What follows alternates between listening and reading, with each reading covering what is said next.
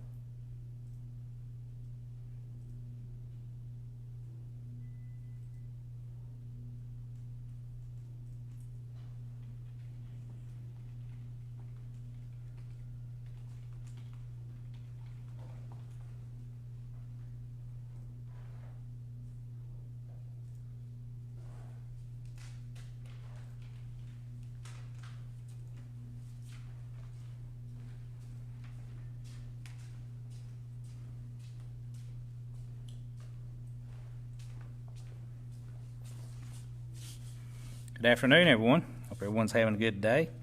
A little gloomy looking outside, but all in all, it's right pretty. Got a lot to cover today, so we're going to move right on into our report. Start with, so far we've actually hauled a little bit over 2,000 loads of brush from this cleanup that we've been working on. That's the state and the county. It's a lot of debris, and that's not counting our public that what they've hauled in. And we're still going to continue it on into possibly on into the end of next week. We thought we'd try to get finished this week, but I don't see any way we can, because there's still a lot of people that still got debris out in behind their properties, and they're still bringing it up to the road. So bear with us on that, but we'll get to you as soon as we possibly can. And also the state's still picking up too. They've don't have as much as we do now on state right-of-ways, but they're still at it. And saying that, I want to thank Seth Houts and Cindy Hall, his mother. They furnished a meal down there today for our road crew, just out of the blue. They called yesterday, and Carrie and got in contact with her. But we really appreciate those men. Really appreciate that. The driver's license. Talked to Spencer Moore, which he's the commissioner over the state of Georgia with our driver's license. Really nice guy. I met him many years ago when we actually got the driver's license back over here in Dade County. And they will be in here on the 25th. After the 25th, they'll be here every other Monday, just like that'll be their normal schedule. And so just write that on your calendar, and if you forget or need the information, Sherry keeps that up there at her desk, at our Sherry there in the front desk at our commission office. And Carrie will also post the existing actual calendar that we'll have from here on out. There's only one thing about it. They've changed things, like a lot of things in our world's changed as far as just going in, but they're asking for people to try to make appointments. So what that means is he didn't have a phone number he would give me, but it is they do have the website. She'll post that also. So if you want to get your out license renewed or whatever, and you're going into the driver's license center here in the jail, or right here where the jails operate, it's www.dds.georgia. That's Georgia spelled out. .gov. That's www.dds.georgia.gov. So do that. But Spencer did say this. He told me not to really advertise it, but if you do drive in and you don't really realize it, and there is people in there, they will wait on you. They're just trying to keep the crowd down, because a lot of you know, if you've been over there before, sometimes there's 15, 20 people sitting in there waiting. So just keep that in mind, and if you have any questions, call me or call Carrie, or talk to Carrie, or talk to our desk up front. The library, they're open now. They're on Tuesdays, Thursdays, and Fridays from 10 till 6. And, of course, they're practicing social distancing over there. And they request, you don't have to, but they request you to wear your mask if you've got one. And so it's good to have that kind of back to normal, semi-normal over there anyway. I mentioned I always mention our testing sites, because this is a big thing in different states, and especially in Georgia. The governor is wanting possibly, in the next few months, everyone to be tested. So that means, you, if possible. And that's why he's putting these different, opening these different places through the Department of Public Health, which our public health, as you know, last Thursday from 9 to 4, they actually had 54 people come through the test line down at our sports complex. They'll be back on Thursday from 9 to 4, and also they'll be doing the swab test. Not the antibody test, but the swab test, and you don't have to get out of your car at all. The only thing they ask for you to do is to call the number here and talk to them, and they'll just take a little information before you get there. Saves a lot of time. Now, if you don't call it, you can drive down there, but it takes a little time. That you have to pull over to the side, and they'll interview you and all. But I did ask this just a little while ago about the actually whether you had to have symptoms or not. You don't have to have symptoms. Some places, back when this was going on, you had to, tell them that you were fevered or whatever. But this site here now with the Georgia Public Health, you do not have to have the symptoms for you to be tested. I talked to the health department, and they verified that. So when you get down there, this number here, I'll give it to you. It's also on our website. They actually have 4 different numbers, but I'll give you the one that we've been giving out here. It's 1-706-802-5329. That's 1-706-802-5329. And there's 3 other numbers there also. And if you don't make it Thursday, if you'll call the public health or our health department downstairs, or talk to Carrie, they're usually in different counties, different days. So, even though they're not here like Friday, they might be in Whitfield County or Catoosa County. So if you can't make it on Thursday, try to go to one of the other places. Also in Trenton, now this is totally free. This one here is. This is the Department of Public Health, State of Georgia.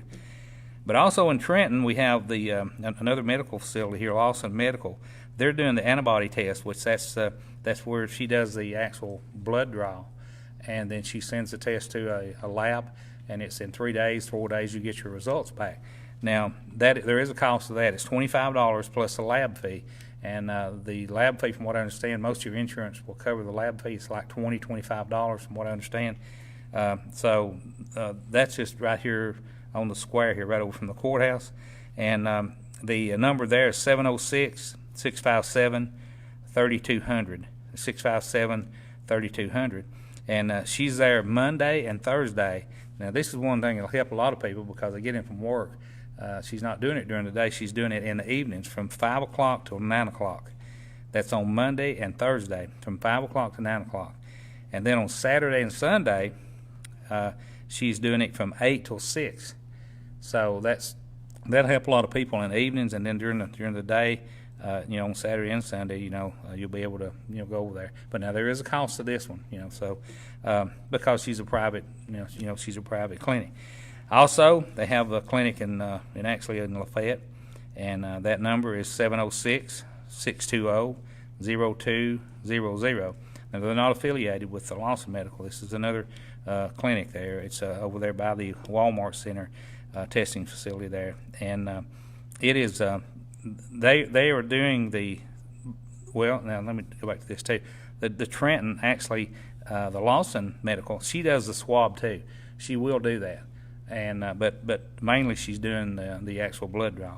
Now the Lafayette one, they're doing both tests too. They're doing the blood draw, and they'll send it off and you get results back. Now, from what I understand, insurance is covering most of that too.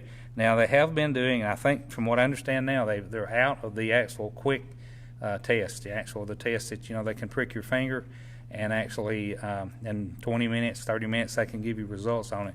And from what I understand, just a little while ago, those test kits are in shortage. They're really hard to come by throughout the country. They do have some more ordered, from what I understand, but that's what we actually did yesterday. But you can call them and ask them and talk to them. Their number, let me give it to you again, is 706-375-7705. That's 706-375-7705. Okay, that's the one in Lafayette, in Walker County. So there's you several different options if you want to get tested.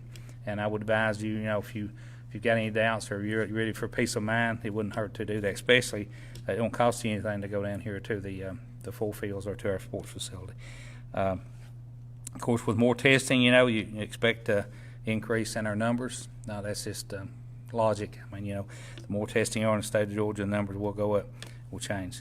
Let me move on into our numbers here. Also, I want to remind you to try to stay tuned here. When we finish this is a Tuesday, and we do have a little town hall thing that Kerry's got going here for us. And we will today have the sheriff here today and his chief deputy, and also we'll have the city of Trenton. And also during our program here in just a minute, we have Paula Duvall. So stay tuned for Paula because she's got a lot of really good information about the assessor's office. And she's just raring to go. She's back there grinning right now. So let me go over our numbers, and then I'll get Paula up here, and she can give her report. Georgia, as of today, we have 34,635 confirmed cases. That's up from 33,833 yesterday. And total tests in Georgia as we speak now, total tests was 262,179. So that's out of 262,179, we've got 34,634 of confirmed cases. Now, that's not antibody tests. That's not the antibody. That is real confirmed tests through the swab. In Dade County, we stayed the same today at 17. We do have 11 of those 17 are the antibody test, which is not actually should not be counted. So that gives us down. That brings us down to we actually 7. We have 1 deceased, so that would be 6. So actually, in Dade County right now, we have 6 confirmed. And we were not sure because we don't have those numbers, but probably over half of those are probably already back, went through their 14-day, and they're out on the street, back to work. Walker County, they have went from 65 to 68. They have 44 antibody tests figured into that number. That puts them at 24 active cases. Catoosa, they went from 53 to 58. They have 23 antibody tests in that number, in the 58. So that puts them at 35. Chattooga County, they stayed the same at 16. They only have 2 antibody tests into that 16, so that puts them at 14. Whitfield County, they went from 154 to 166. Gordon County, 122 to 124. Floyd County, they went from 157 to 159. Bartow County, 363 to 366. As of today, there's 1,221 in unknown counties. That's unknown addresses right now that they've actually pinpointed or that they actually have contacted. So that keeps going up every day. And the reason that is, throughout Georgia, is there's more testing going on, I'm sure. But that doesn't mean that these people here that are in the unknown that are even in Georgia. They could be anywhere in the country, anywhere in the world, really. But that number seems to be changing and going up. So far in Georgia, there's 1,461 deaths. That's up from 1,405 yesterday. Let's move down to Tennessee. Hamilton County, they went from 233 to 240. They have 108 people that's recovered out of that 240 and 13 deceased. Marion County, Tennessee, which is our neighbor over here, like Hamilton County, they stayed the same. They're at 29, but they've got 23 people that's known recovered there and only 1 deceased. Grundy County, they stayed the same as yesterday. They're at 30. They have 24 recovered with 1 deceased. Sequatchie County, they stayed the same. They're at 6, and they also have 6 recovered, so they're clean right now. Midge County, they stayed the same at 22. They have 8 recovered. Bradley County, they went from 69 to 72. They have 51 recovered and with 1 deceased. Totally in Tennessee, they have 251 deaths. That's up from 243 as of yesterday. Moving to Alabama, our joining county here of Jackson County, they stayed the same at 60. DeKalb County, they went from 148 to 158.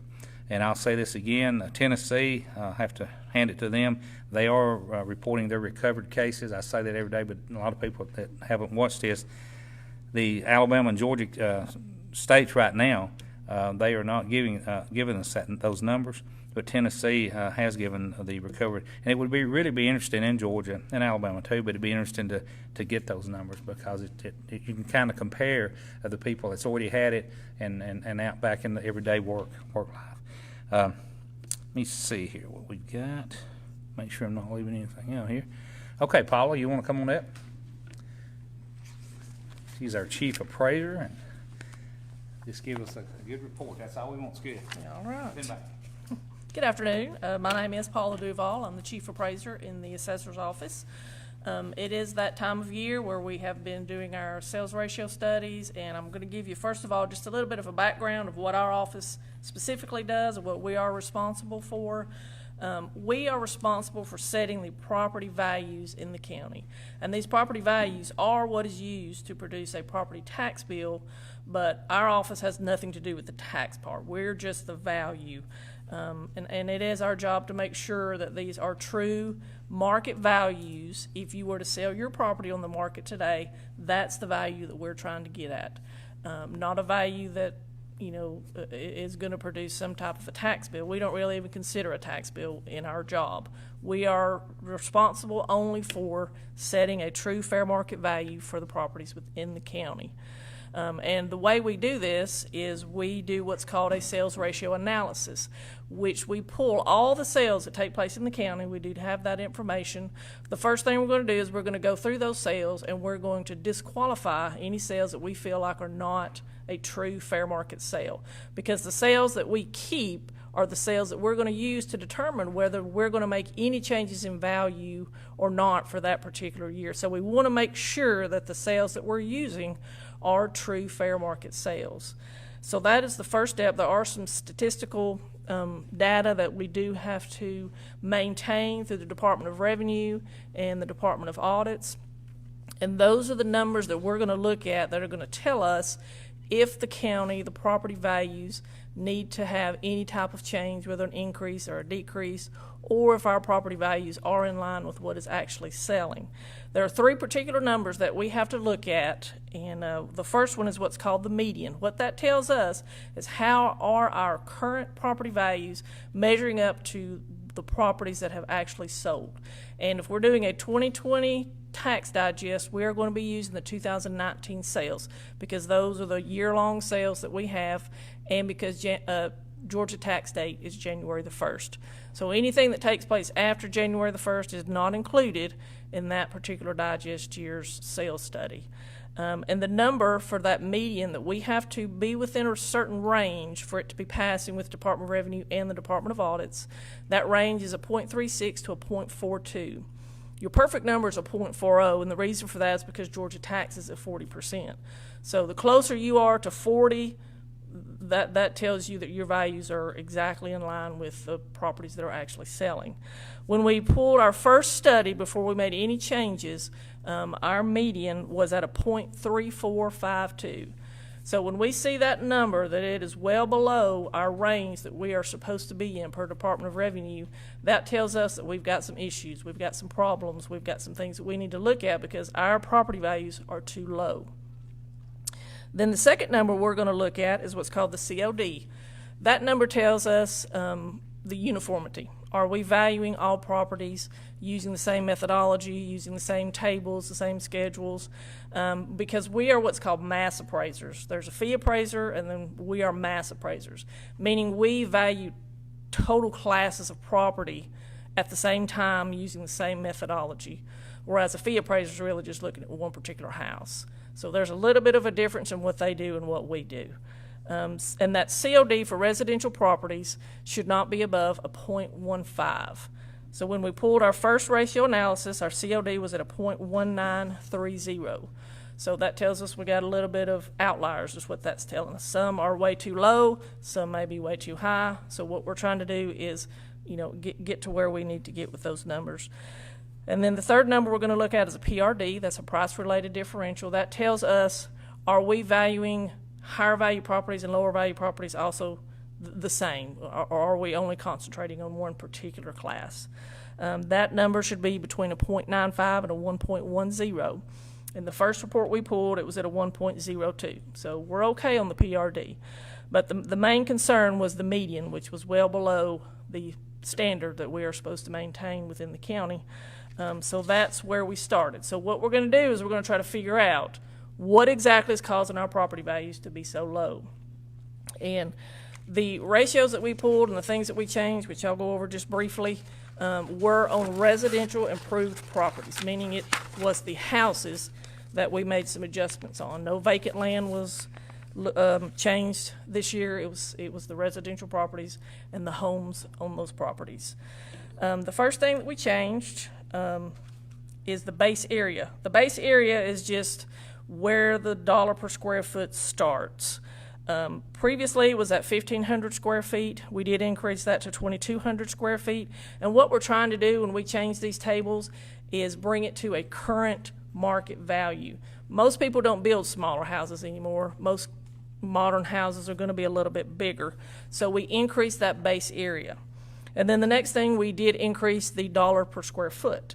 Last year it was at $60 per square foot. We increased that to $85 per square foot for this year. And again, trying to bring that dollar per square foot up to a current value.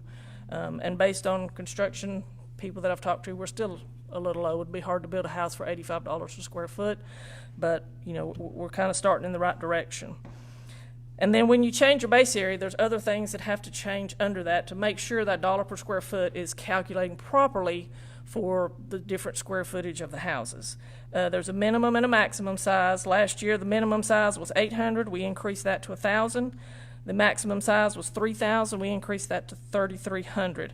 What that does is at 3,300 square feet, the dollar per square foot is no longer affected. It does not change. And once it gets to 1,000 square feet, the dollar per square foot no longer changes there. Then we use an increment factor, meaning any increment over the base area, which is 2,200 square feet, in either direction, there's going to be a factor that either increases the dollar per square foot or decreases the dollar per square foot. So the increment factor every 50 feet below 2,200 is going to increase 0.005. That's the dollar per square foot base. And every 50 feet over 2,200, it's going to decrease 0.019 because the more square footage you have, usually it's less dollar per square foot. So those are the base area changes that were made for 2020.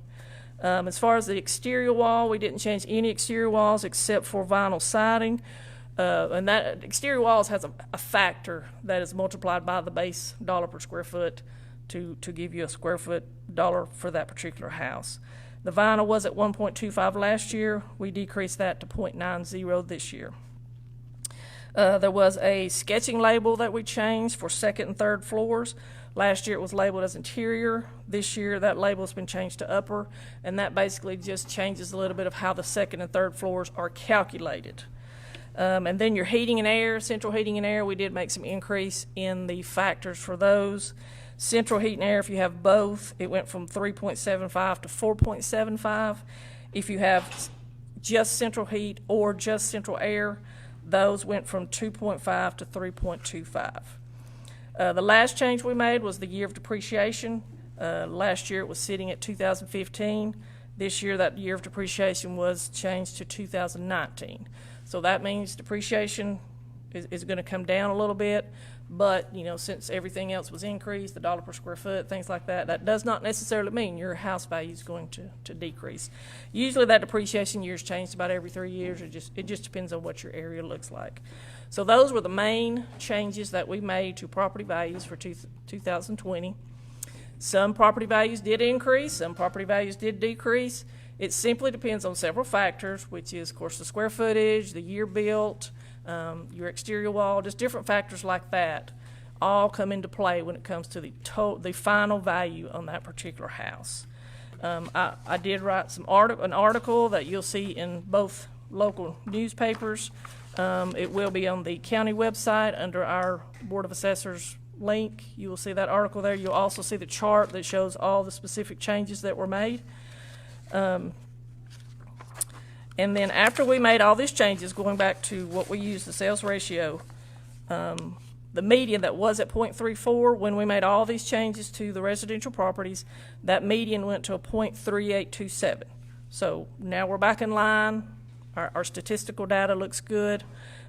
So that's why we made the changes. That's what we use. That's how we do this every year. We do this every year on properties. Now our goal is hopefully within the next year, before our 2021, is to have a total countywide revaluation, because it's just getting time for that, to look at everything that we have, all our schedules and tables and land values and land tables and just everything. So that's hopefully where we're going in the next year. I think that's all that I have. Any questions? We do have one question. What is the final date to obtain a tax correction and a homestead credit? Okay, if you want to apply for the homestead exemption, that is between January the 1st and April the 1st for it to apply for that particular digest year. If you apply, you can apply any time during the year, but if you apply after April the 1st, it does not apply until the next tax year. Our second question is, what is the estimated countywide property tax revenue increase due to these changes? I do not have that information, but I can get that for you. If they want to just call the office, I'd be more than happy to look that up. Now, assessment notices, that's another thing I want to talk about. Assessment notices should be mailed this afternoon. What that assessment notice is, that is your notice of what your property value is for that digest year. And that is the time frame for you to file an appeal if you disagree with your property value. There's all kinds of information on that assessment notice. It'll give you the previous year's value. It'll give you the current year's value. It'll give you your assessed values. Your assessed value is the value you're actually taxed on. It will give you all your homestead information, your homestead values. There is an estimated tax portion on the bottom of that assessment notice. And that, again, is exactly what it says. It's just an estimation. It is not what your tax bill is going to be for that particular digest year. It is just an estimate because the millage rate has not been set yet for 2020. So your estimated tax you'll see on your assessment notice is based on last year's millage rate. So, look over your assessment notice carefully. If you have any questions, call our office. You can get appeal forms if you want to appeal from our office. You can also get them from the Department of Revenue website. If you don't feel comfortable coming to the building, just give us a call. We'll be more than happy to talk with you over the phone. We can mail you your assessment notice or mail you your appeal form, and you can just mail that back into us. And we have one last question for assessments, and that is, what about buying after the deadline? Buying a home after the deadline? If you buy a home after January the 1st, the property ownership, the name, the homestead exemptions, none of that changes until the next year. So if you buy a home January the 3rd, 2020, it's not going to reflect tax-wise in your name until 2021. Thank you. You're very welcome. We do have some questions also for County Executive Rumley. Okay. Are they encouraging small businesses to open still, enforcing masks, et cetera? What's the status on that? Well, we're trying to listen to the governor. I think you use common sense. That's something that, you're all grown-ups out there, and you know that this thing is real. And as far as encouraging anyone, I'm encouraging you to use common sense. Were you a business owner, or were you a person that's going to go and actually be a customer of this business? So that's kind of, I guess that's my answer to that. It's not. We're not talking to children here. We're talking to grown people. And the last question is, the blood test that you had done, was it a blood draw or a finger stick? It was a finger stick. Yep, right there. Still hurting. But it, it's just it was a simple thing. It took them less than 20 minutes, to give us a report, So, okay. Appreciate everyone watching today. 667-8999, area code 423. That's my cell number. Carrie's easy to get a hold of. Myself, the commissioners. If you got any questions about anything pertaining to county government, give us a call. Especially about these tests or about this the COVID-19. If you'll hang on just for a little while, just a minute or two, she's got to redo some mics here, and we've got the sheriff department, our city police chiefs here, and be some really an informative. Alex is going to narrate. He's actually will be some informative information here, so try to stay tuned. You're going to go blank, I guess, for a little bit, right? I think we'll just stay live. We only have 2 minutes. So Okay. All right. So just bear with us, and we'll talk to all of y'all tomorrow at 3 o'clock. Thank you. And appreciate Paula being here today, too.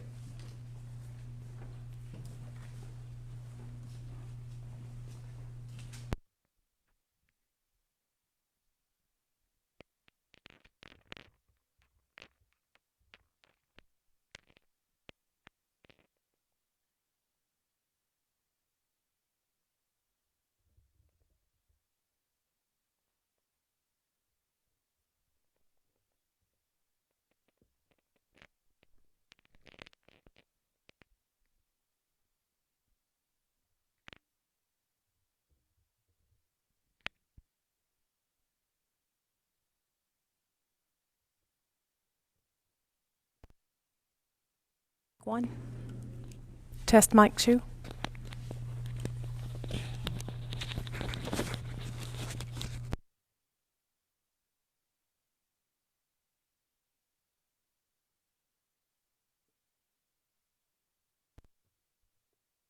Everyone, I'm Alex Case, Mayor of City of Trenton, and also the Director of Dade County Emergency Services. And we discussed a few weeks ago we'd come up with Town Hall Tuesdays to talk about events coming up before the county, and we talked last week about the election starting for early voting next Monday, May the 18th. So please come out and vote. We'll be here for 3 weeks, and then our election's moving up to in June the 9th.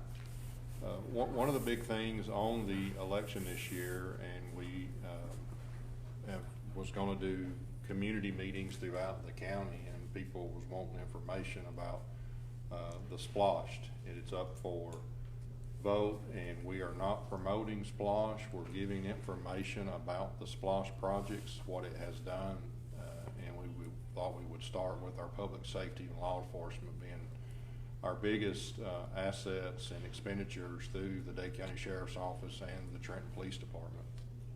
And with ACCG's recommendations and laws and that, we are just preparing descriptions of the Splosh proposal and what the impact Splosh has done for the county and the city with these departments. Today we have Sheriff Ray Cross and his Major Barry Irwin, the Dade County Sheriff's Office, and they run that and the jail, and also Chief Christy Smith. She's the Chief of Police with the Trenton Police Department. So we thought that when we look at our budgets that we're currently working on in our departments, especially for the county, we're in the process of fine-tuning those budgets with the commission, each department heads that we all do. And Sheriff Cross and Major Irwin in their departments, just the Sheriff's Office is a $2.083 million in the current 2020 budget, and the jail is $1.2 million for a total of 3.3 million that is managed as being one of our biggest departments. And I thought it'd be good for Sheriff Cross and Major Irwin to talk about what the things that they do day to day, and a lot of the things of the equipment that, again, we're looking at projecting items that needs to be replaced from July 2021 till June 2027.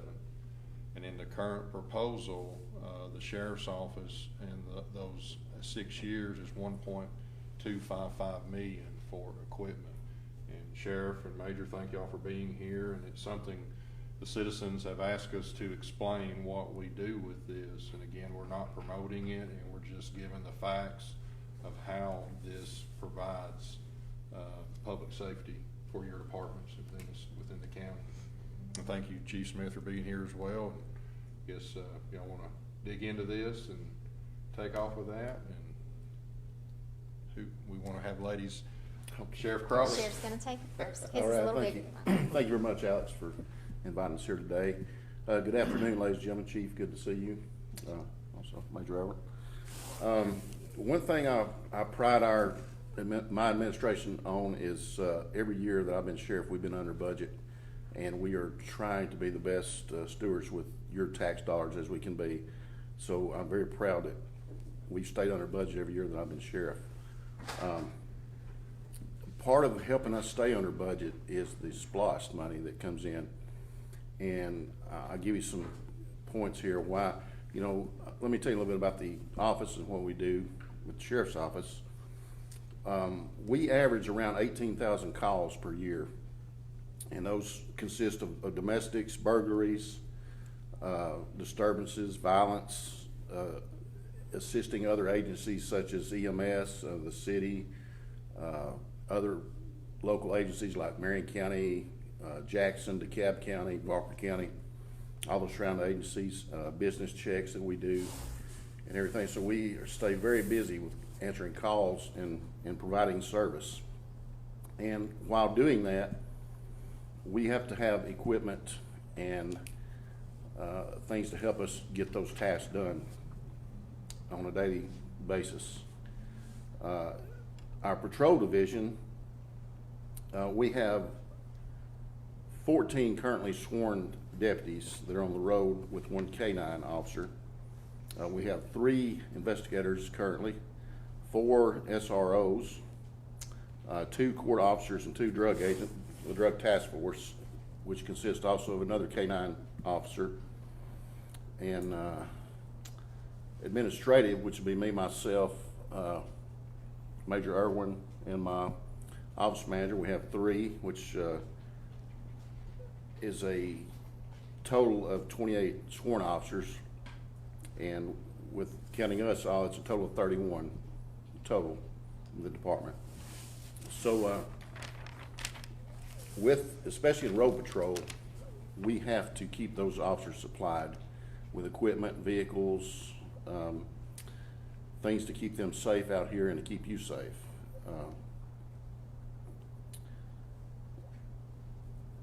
Our investigators and our DTF officers, Drug Task Force, work in unison with our road support. The SROs are primarily in the schools, you know, with the children and keeping them safe. And the same with our court officers, which when we have court and the judges are there and the public is there, we have to have security there, as you well know. And I'm going to be talking about the equipment that they have to do their jobs productively and safely. And let me talk about our jail staff real quick. We have 16 jail officers. We have 1 administrator and 1 nurse, 2 TAC officers, which they run all our warrants and stuff that we do on a daily basis, and then also our kitchen staff. We house currently up to 120 inmates, average around 80 inmates is what we usually average.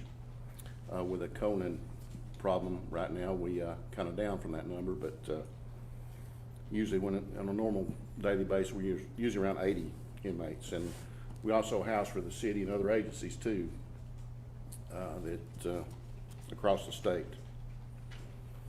We work With parole, we have a parole and probation officer here in our office that we provide an office for. GSP is over here constantly, GBI, you know, ATF, all other agencies also come to our county frequently. And talk a little bit about some of the equipment and things that we have to survive and to protect you and your families out here. Our vehicles is one of our main things, you know, to respond to calls and stuff. We have to have vehicles that are in good shape, that you know, we don't want a vehicle that we don't get in, the battery be dead, or you know, flat tires or anything like that. So we have to have good, up-to-date equipment. So through Splost, currently every year, I think for the next 6 years, I think we worked it out with the commissioners about approximately 3 vehicles every year for the next 6 years to keep our fleet up to date and operating on a daily basis. Those vehicles are very expensive. If we had to get those out of our budget, I just don't know where we'd come up with the money. That's where Splost helps us out. We watch every dollar that we spend. The major and I go over the budget constantly with our office manager, making sure that we are, you know, using every dime that we can to help benefit Dade County. And we've done that over several years, also working with the commission.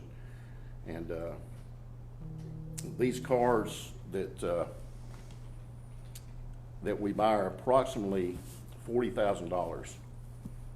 And I know I've heard some people say, well, why do they have to have these nice new vehicles? I said, well, like, you know, responding to these calls, like I say, we have to have good equipment to get to the scene. That when you call for us, we want to be there. We don't want to break down on the road or anything like that. So not only the vehicles, but the equipment that have to go in the vehicles, such as computers, all our safety equipment, cones, and you know, things like that we have to set out during wrecks and stuff. Lights, our blue light package, emergency lights, our duty rifles and our shotguns. You're looking at $1,200 for those. Let me back up a minute. The computers around $2,000. All their safety equipment around $1,500. The lights and the light package, you're looking around $7,500. Cameras and the microphones for the vehicles around another $3,000. So there's a lot of money involved in these vehicles that we have to put on the road, and we estimate our vehicle overall expenditure for these vehicles is around $5,500, if not a little bit more. So 55,000. I'm sorry, $55,000. So that includes the, you know, every bit of equipment in them. So that's a big cost to the department, or I'm sorry, to the county, and that's where Splost helps us out big time. And that doesn't count our equipment for our officers, such as our firearms, our guns, our tasers, everything to keep these officers safe. We're out here. Our radios, our body cameras, vests. Let me talk about vests just a minute. Splost has helped out just about every time we bought vests. These vests are very expensive, as the chief knows. We spend around $8,500 on these vests. And the thing about these vests, they have a expiration date. I think it's usually about 5 years. And that depends on what type of person. If we have a person that sweats a lot and out here in the heat and stuff, the material in these, the Kevlar and stuff, breaks down a lot quicker if you have someone that perspires a lot. So they have to be replaced sometimes a little more than an average person. So we have to look at all that. If we lose an officer, say an officer quits, retires, goes somewhere else, and we hire someone else, well, that person we just hired may not be able to wear the vest that the other person left because it might be a different size. So we're going to have to order another vest. That's a lot of money. When I've got close to 28 sworn officers and we have to buy 28 vests, that adds up quick. And if I had to take that out of my budget, then that hurts big time. So these are things that Splost pays for that we don't have to get into property taxes and stuff like that to pay for this. This comes from the Splost fund, and it's very appreciative that we get that. And if we lose that, it's going to hurt our department big time. I haven't even talked about the jail, and I know I'm trying to hurry. I know y'all got to talk, but I've talked with Captain Chambers a while ago about some of the big expenditures in the jail that SPLOST pays for. Our boiler system for our heat and air system, you're looking around $20,000 for that. At the courthouse, the x-ray machine, we have to have an x-ray machine to keep, weapons from coming inside when court's going on with the judges there and the public, and that's another $20,000. We just had to put a fence around the back of the jail, around where the kitchen is. We had some people come up close to the jail and around the inmates, and we can't have that. That has not been fenced in. We currently just fenced that in, and there's another $6,000 we had to spend for the fence. Not to mention the inside the jail, the installation of cameras, the camera system that Alex and them work on and have installed. There's another $10,000, and that's probably being conservative on that number.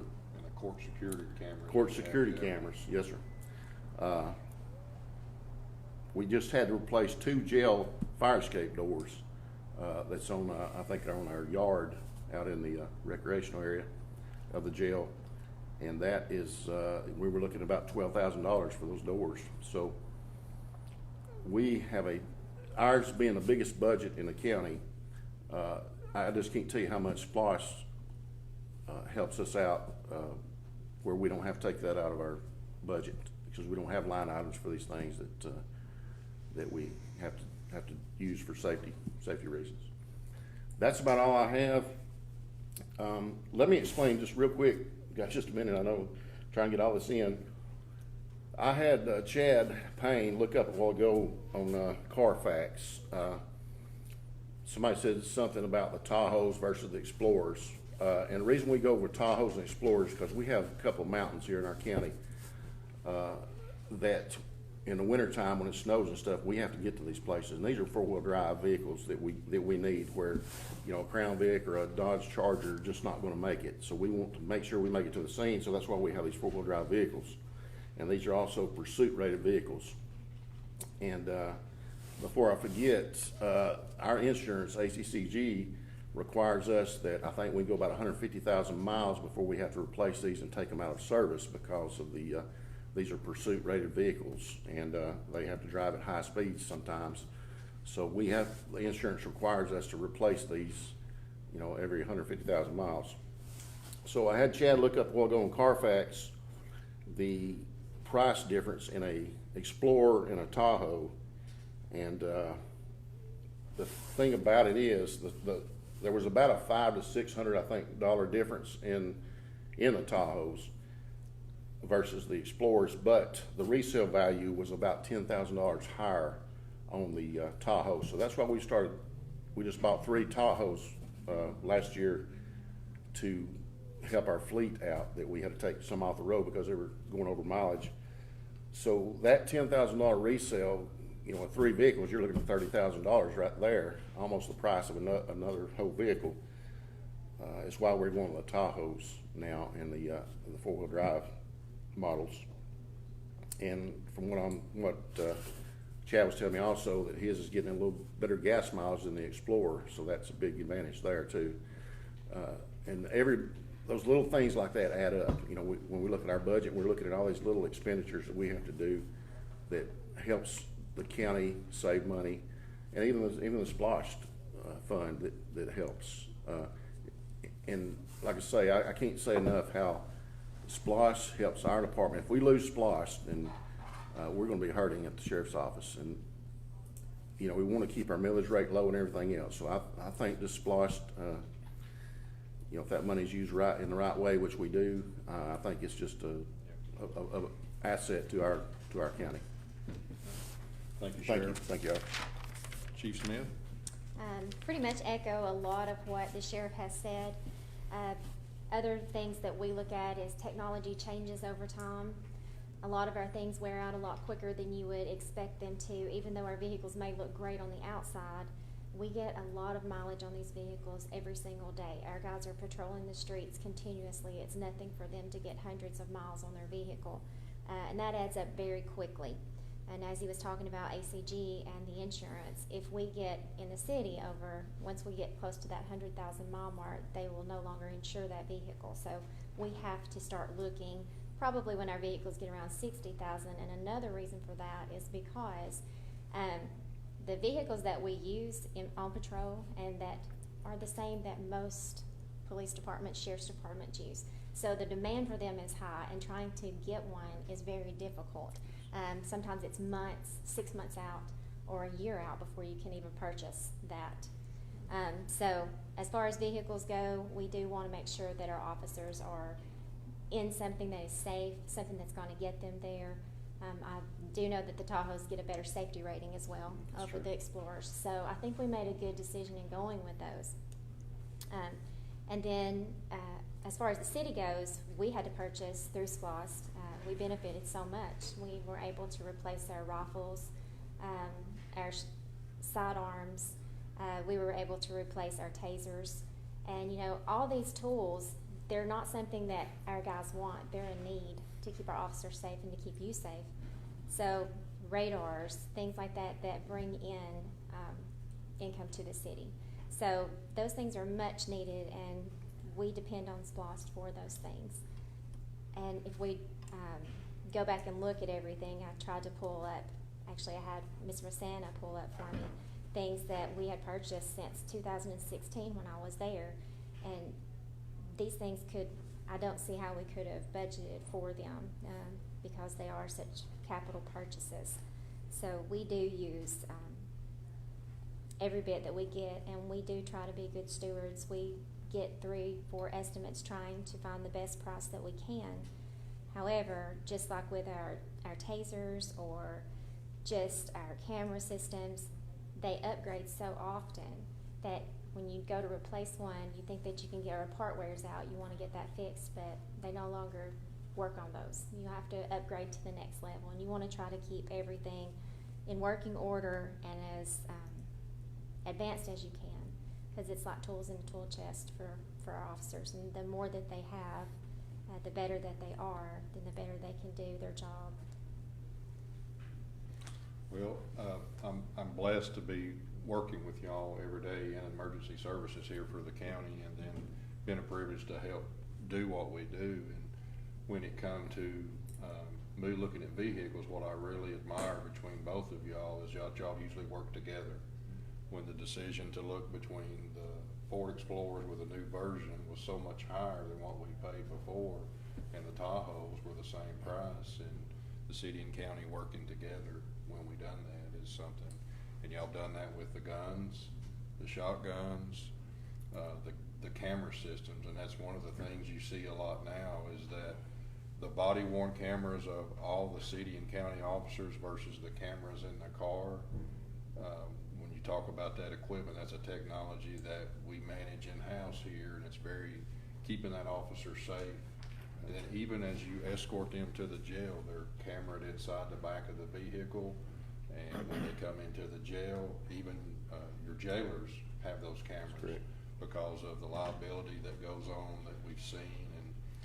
And in the past, I've known that when we talk about our vehicles versus the city's Georgia Municipal Insurance and ACCG, and these folks work together, these vehicles are usually running 12 to 13 hours a day patrolling.